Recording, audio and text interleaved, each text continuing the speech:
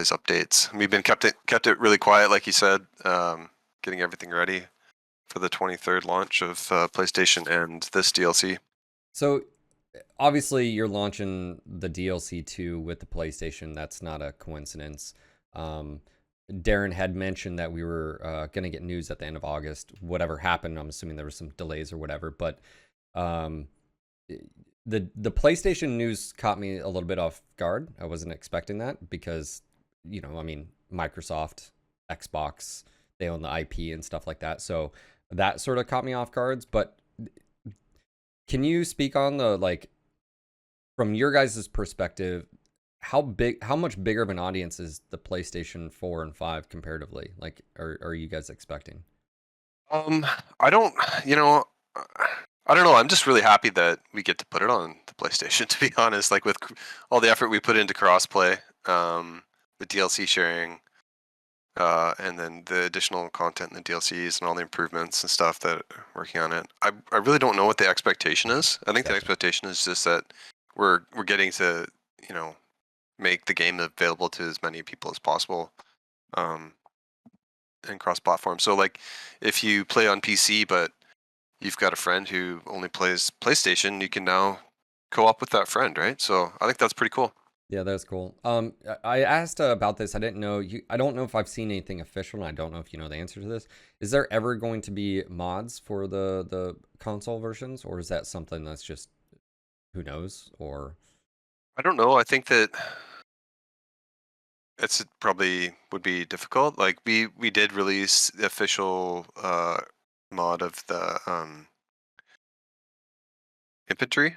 mm-hmm, I don't know if that's accessible on Xbox or PlayStation. I play mostly on PC, mm-hmm. um, and I have an Xbox Series X that my kids play on all the time.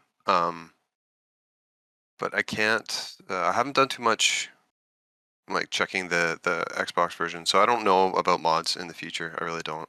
Gotcha. You guys sort of surprised me with the melee. I was, I had my concerns because I've talked a lot about melee. I was like, I don't want it to look like a crap, and because everybody wants it, and it's like, okay, how does this work when you've got a locust running past you at 100 kph, and how does it, and we've got the memes of like, gifs of mechs just like slapping each other or whatever. And so obviously you guys, I'm gonna ask you, and I'll believe you sort of if you say this. Was it intended to release? Were you guys, was that sneak peek intended, or was it? It's always intended, right? That's of the commando. Yeah, in marketing we don't make mistakes. We have happy accidents. Yeah. Happy accidents, yeah. So, yeah, that seems like a cool system. I think in the preview it said like 7 meters, and then you can initiate. I'm assuming you've used it. Is it one of those things where it's like a pre-animated where your mech then moves, or does it reach towards the target? Walk us through what that's like. So you bind it to a weapon groups and you fire it like a weapon, so you can just sit there and swing away, Okay. with no one in front of you. Okay. It does feel very deliberate when you're using it, though. I, spent a lot of time capturing footage with Daeron and, just trying to get the right angle because, whether you're in the cockpit or third person, like a lot of times we show it, in order to show it, we're showing it from like this cinematic type Sure. perspective to show it. But I noticed when you were first going through the video, you were like gonna scrub it, or at least go at quarter speed, and you went like you showed the first punch at quarter speed, but you didn't show the rest of them. Because I actually purposely did that when we were looking at the video. We're trying to present it, looking as awesome as possible, but it can, like anything else, it can also be kind of janky. Like I can swing and miss, and you feel Sure. safe, Right. Yeah. and So it doesn't lock you but into an it's animation. really really satisfying. I was when they started working on Melee, I think just from all my experience of years in Mechwarrior Online, just I was a little bit skeptical about how useful it would be. But it is super fun and super satisfying. Gotcha. So I was pleasantly surprised. Is it I've then the AI punches back just so you are aware, so be careful. gotcha. Is Are all mechs capable of melee, or like how does that, like if you're a catapult with just ears, like how does Yeah, is essentially anything that has arms, like you can punch in a a warhammer. So Gotcha. you Just like is it like look? smash them in the face with the barrel Gotcha. of your PPC or your I'm autocannon. assuming if it has lower arm actuators, you would be able to punch, and if it didn't, that would make sense, like the Jaeger and stuff, because you just don't have, yeah, lower hand. Yeah, yeah, that's what I was Yeah, thinking. Yeah, yeah. okay, You're not going to be running around in your cicada, uh, flapping at people with your cicada wings. gotcha. um, yeah, man. The new biomes look great. I mentioned, I don't know if you've checked out Von Biomes. He actually sent me a message recently, because he's got a new biome up and it's pretty like psychedelic looking. He was like, it'll match your hair. Haven't checked it out yet. Just been so busy, but, yeah, so the biomes, term line, and it looks like, Viridian Bog, the jungle sort of look as well. And then the urban city, man, like, we haven't seen that since Mech 4, obviously. And I have fond memories of the inner city map and all those. Again, I mentioned my unit I was part of. We would just throw thunderbolts because they were just direct fired. You just throw them down, you pop around, throw them down, let go, and man, when they'd hit you, you just get rocked. But there's a lot of requests, obviously, for an urban environment, and you guys obviously delivered. Destructibility. I was joking around, but like that type of scenario where you have to defend a location, what happens if like it's all being destroyed? I'm wondering, like that's what I was thinking, is like, is insurance going to cover that, or Yeah, I'll say this: the urban environments are super super fun, and they're procedural. So when you don't ever go in there and you're like, oh, I know my way around. It's the mega cities are just really really cool, and it's got new game modes in there. So the game modes are purposely made for mega cities, so they're um, a little bit different, and there's Gotcha. really cool verticality. Um, Combine it with like both mech switching and melee in the urban combat. We've been having a ton of fun. You can jump up onto, like, get a grasshopper, jump up onto a tall building and switch mechs, and he'll start like sniping from the top of a tall building. So he kind of provides Overwatch. Um, it's really fun. Yeah, The I'm really excited about all the content in this yeah, DLC. the mech Team's done an switching. amazing job. Yeah, the mech switching. You guys, again, it sort of caught me by surprise, because like I didn't that didn't like um when we were talking about it, when I was looking at it initially, I was wondering, like, was that specifically when you guys do something, there's a reason, right? Whether it's a players are requesting it or whatnot. From a design perspective, the mech switching, do you know, or is that something you have information on? Like, was it, hey, the AI is a little bit difficult, or oh, it'd just be really nice? Like, was it around those thoughts or the process there?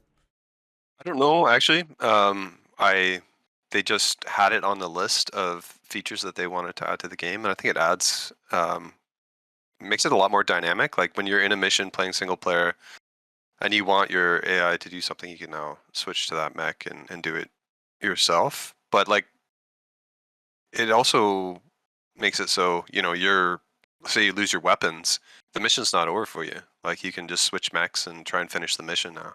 So, or like Daeron pointed out, if you want to scout ahead or get to the evac a lot more quickly, you can switch to one of your light mechs.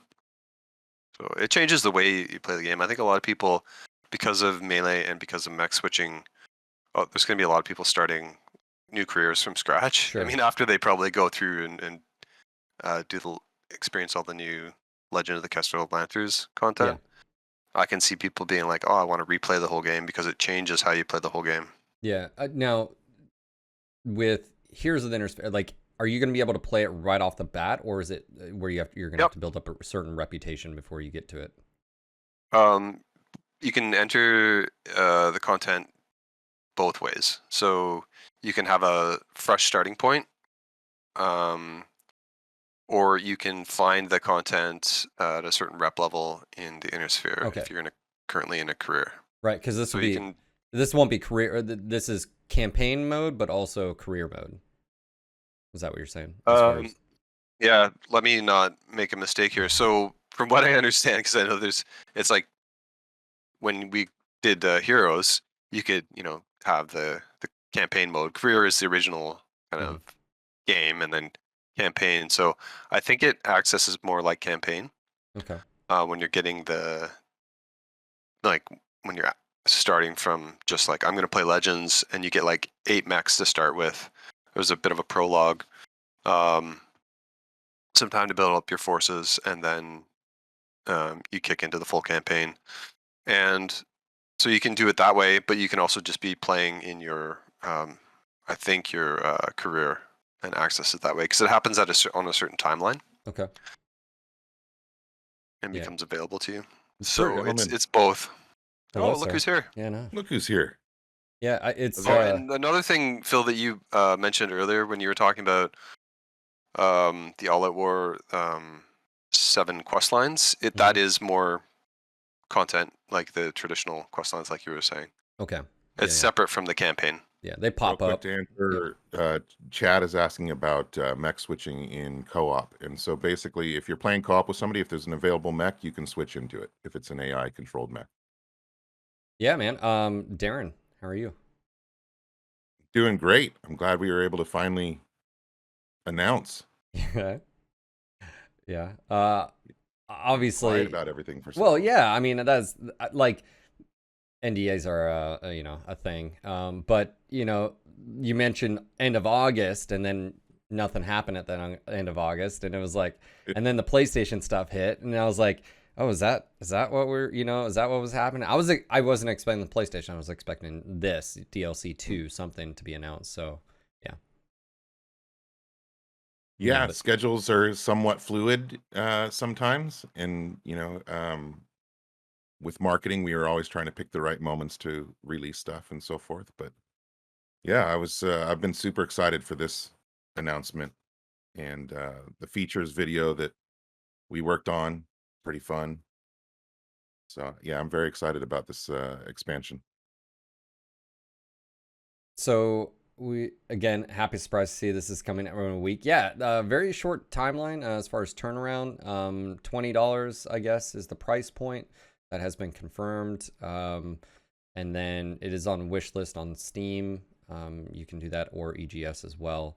And then of course the launch on the PlayStation, which is potentially the 4. I actually have a PlayStation 4. Don't have a 5. I don't know if many people do. I don't know how that works as far as the Yeah, so availability. I can explain how that works because it's one of the things we like to brag about is with both the Xbox and the PlayStation, if you have the old gen and you buy the game, you own it. You'll own it on both. So when you get to PlayStation 5 or whatever, you'll get the full upgrade. Gotcha. And is it Yeah. mainly just a graphical Yeah, it's performance? just Like, different settings, levels okay. of detail settings, like Mhm. much like it scales on a PC. I do know, the Xbox Series X version looks pretty much on par with my PC. And the PlayStation 5 looks like high end PC gaming as well. Gotcha. Just be glad you didn't have to work on the PlayStation 3. I heard that was a nightmare. Yeah. But We yeah, are glad. yeah. So obviously, this is we're talking about Mech 5. I've done a lot of speculative talk um, based off some of the stuff that you guys have mentioned in the past, which is like, for instance, I was expecting an announcement in August, but you guys curveball with PlayStation, the launch of this on the 23rd. I was expecting a launch date in December. So that's going to mean 2 DLCs within 2021. You guys had mentioned in the past of doing like 4 a year. Obviously, with things somewhat back to normal, at least from the development side of things, because of real world stuff, you guys have. Is this what you guys are gearing up for? Is that where are we going to potentially see another DLC this year, or is it you guys are going to roll into 2022 and start ramping things up even more? I Matt? say no comment because really, this we're a week away from getting it on PlayStation and getting the new DLC out and stuff, and we want to get everybody's reaction and make sure everything is working well with crossplay, with DLC. Get the modding tools updated. Get everyone's mods fixed up. Darren's working on communicating. Daeron and the development team have all been working on communicating with the mod makers, because we know people get upset when Sure. mods stop working due to updates, but we got to update the game and add all these really cool features. And I think the mod makers, the people who are actually doing the work, understand that things have to change in the code in order for us to release these updates. And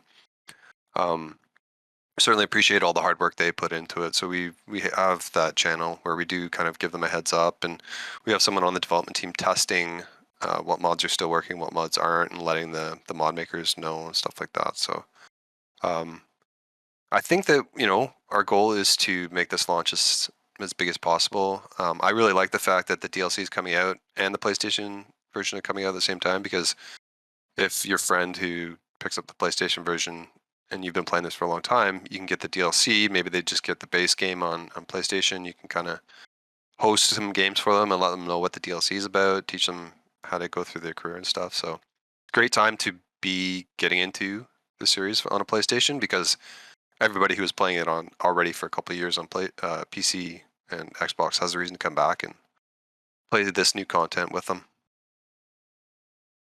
Darren's like, I'll just defer to Matt on that one. Well, I think that what we want to do is support the game as best as possible, right?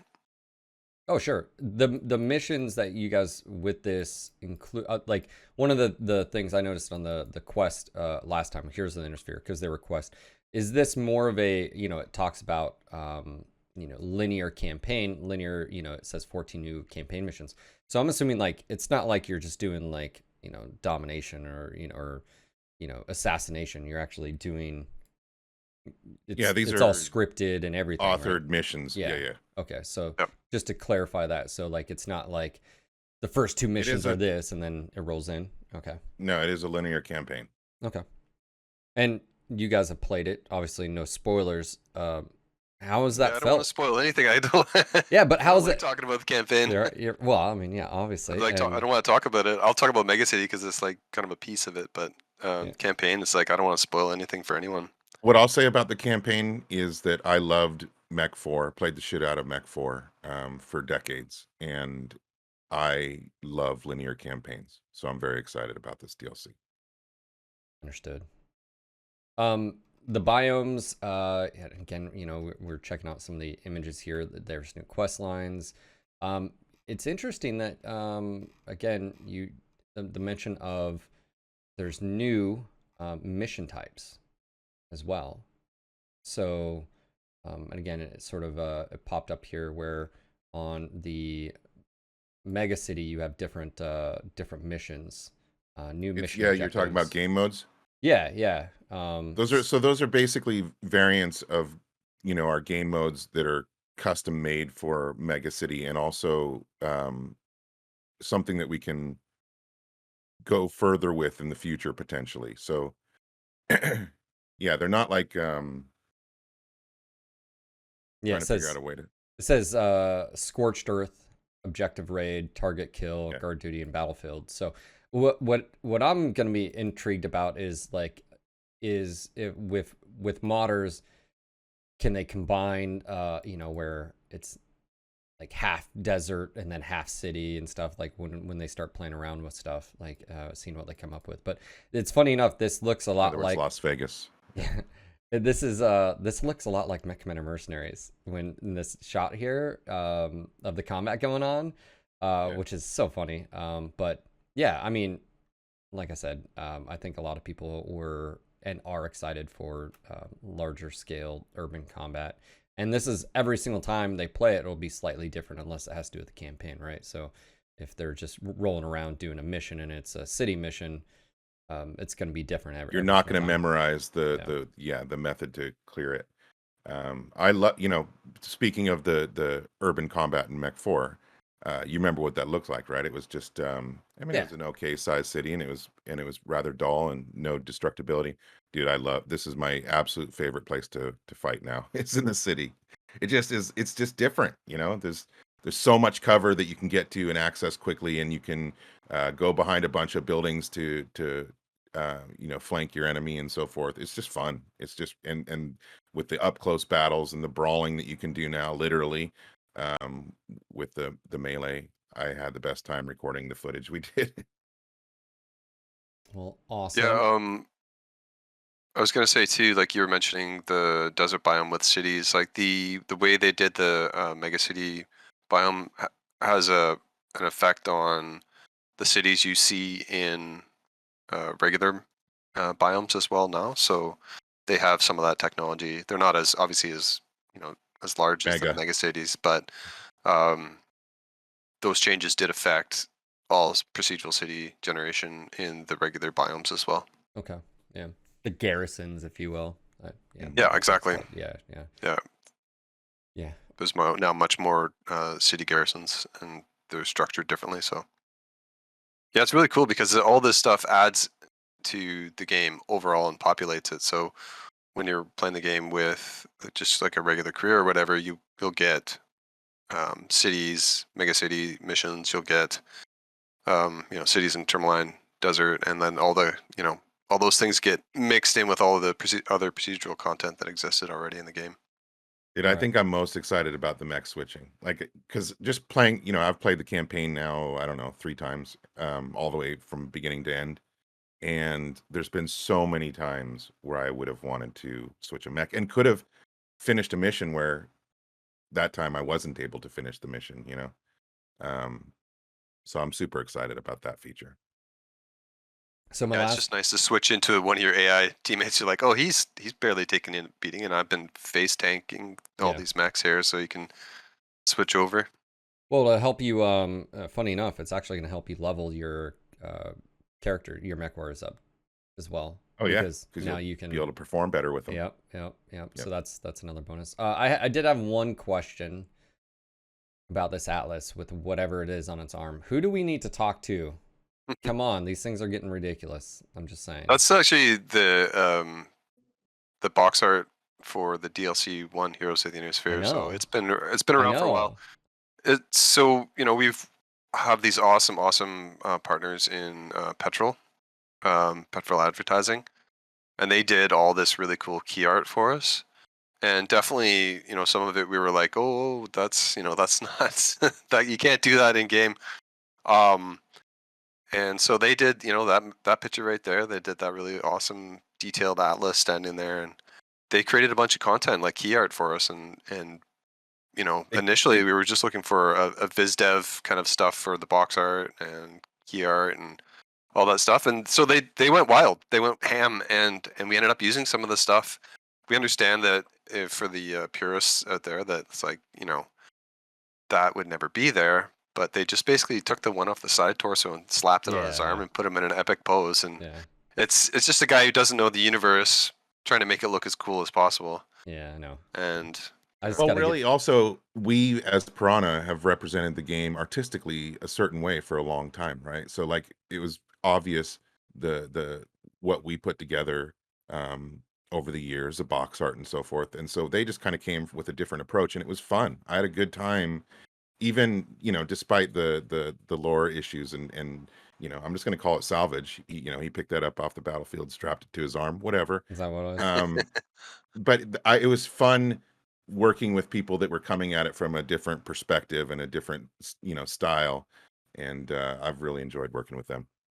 they it's funny too because we didn't know we were going to make melee, and so they were doing images of mechs punching Yeah, long before we even did melee. And we were like, yeah, no, you can't do that you in the can't game. do that. So you can't do that. So we shouldn't use any of these pieces of art with punching. So we tried to rein them in with those type of things. But like as our relationship grew, because we've been working with them for like a year now and a bit. Um, as a relationship grew and stuff, and the content we worked on expanded the universe, some of these things started to align, and now that background image with the melee, that Atlas like basically doing that big punch. It's like, well, you can punch in the game now, so it actually makes sense. I don't blame you guys. Like I said, I just wanted to bring it up because, you know, I'm a nerd that way. So, anyways, really cool, guys. Like I said, I think it's gonna add value to the base game. Obviously, I'll be here next Thursday. I will definitely be picking it up and showcasing it. Like as I mentioned to everybody earlier, that you know, if they're on the fence about buying it, they just don't know. Just show up and watch a stream, and then they can make a determination on their own. To sort of see if this is something that you know that they're wanting. I think the mech switching is big, like you said, for the reasons we outlined, and like I said, it'll be interesting seeing how melee works as well. Well, that's coming to the base game without even buying the DLC, Yeah, so yeah. you can mech switch and face punch all day long with your base game and heroes content, and a bunch of other improvements actually that we got a detailed sheet that we're going to be releasing. I don't know, when are we going to do that, Daeron? Right now? Let's have a meeting after this. Right now, you want to read them off? Another meeting. Right now, actually, I want to go work on some MWO stuff. Like I said,